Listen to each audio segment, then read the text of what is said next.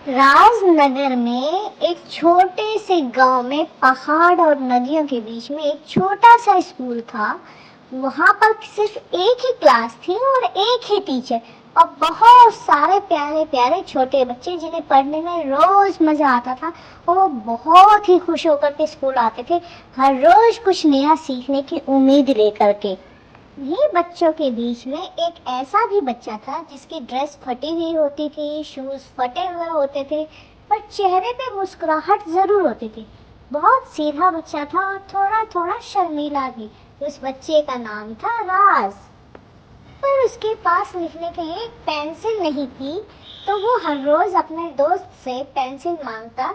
उसके दोस्त जो टूटी फूटी छोटी पेंसिल होती थी वो राज को दे देते थे और राज उसे भी अच्छे से छील करके यूज कर लेता और बहुत खुश रहता था।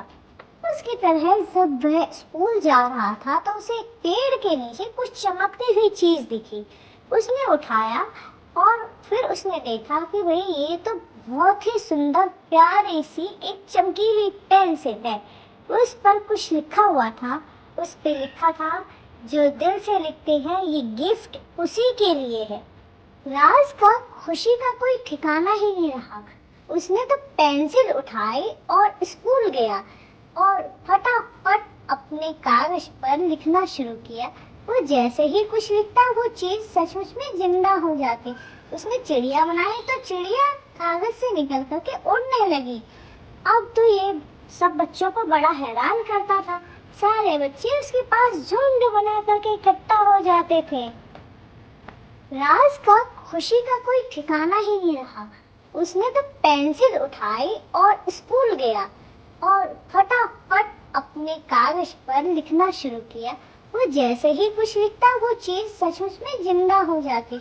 उसने चिड़िया बनाई तो चिड़िया कागज से निकल करके उड़ने लगी। अब तो ये सब बच्चों को बड़ा हैरान करता था। सारे बच्चे उसके पास झुंड बना करके इकट्ठा हो जाते थे। राज ने ये पेंसिल सिर्फ अपने तक सीमित नहीं रखी। उसने अपने क्लास में पढ़ने वाले दूसरे बच्चों के साथ भी शेयर किया। रिया ने उस पेंसिल से एक बहुत प्यारा सा इंद्रधनुष बनाया जो वो चमक रहा था। राहुल ने भी एक मजेदार कविता लिख दी जिसे पढ़ करके सब लोग लोटपोट हो गए। और छोटा सा मोनू ने अपनी माँ की प्यारी सी तस्वीर बनाई जैसे उसे याद थी। अध्यापक भी ये सब देख करके हैरान रह गए। अब उन्हें समझ में आ गया, पेंसिल तो सिर्फ एक बहाना है, असली जादू तो बच्चों के दिल में ही था। फिर एक दिन वो पेंसिल अपने आप ही गायब हो गई। किसी को पता ही नहीं चला कि वो पेंसिल आखिर गई कहाँ। पर अब उन छोटे छोटे प्यारे प्यारे बच्चों को उन पेंसिल की जरूरत नहीं थी, क्योंकि अब उन्हें पता चल गया ये जादू उनके अंदर है। बस थोड़ा सा कंसंट्रेशन, थोड़ा सा विश्वास और थोड़ी सी हिम्मत। इतना करने के बाद जब वो कुछ भी बनाते सब रियल जैसे लगता। सब बहुत खुश होते। सारे बच्चे मिलकर के अब अच्छे से पढ़ने लगे।